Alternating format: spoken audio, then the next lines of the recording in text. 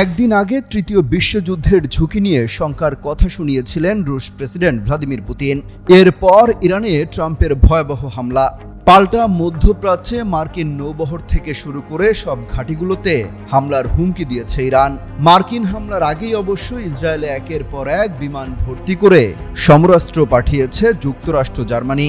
আর ইরানে চীনের রহস্যময় বিমান পাঠানো নিয়ে যেন দুই পক্ষে ভাগ হয়ে গেছে বিশ্ব। এমন পরিস্থিতির সামনে দাঁড়িয়ে প্রশ্ন উঠেছে, তাহলে কি পুতিনের শঙ্কাই সত্যি হচ্ছে? একদিকে ইসরায়েলকে যুদ্ধে সব ধরনের সহায়তা দিচ্ছে পশ্চিমারা, বিশেষ করে যুক্তরাষ্ট্র, জার্মানি। অপরদিকে ইরানের হয়ে ইসরায়েলে হামলা চালাচ্ছে লেবানন এবং ইয়েমেনের বিদ্রোহীরা। আর গোপনে ইরানের সাথে কাজ করছে চীন।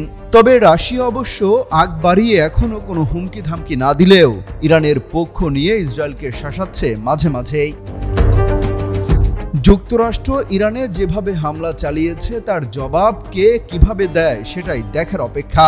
প্রশ্ন উঠেছে, মার্কিন হামলার জবাবে কি রাশিয়া, উত্তর কোরিয়া কিংবা চীন ইরানের পক্ষে সরাসরি অবস্থান নেবে, পাঠিয়ে দেবে তাদের ভান্ডারে থাকা সমরাস্ত্র?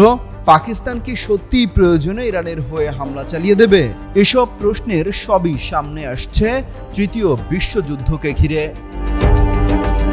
রুশ প্রেসিডেন্টের শঙ্কা, ইসরায়েল এবং ইউক্রেন যেভাবে আচরণ করছে তাতে তৃতীয় বিশ্বযুদ্ধের ঝুঁকি বাড়ছে।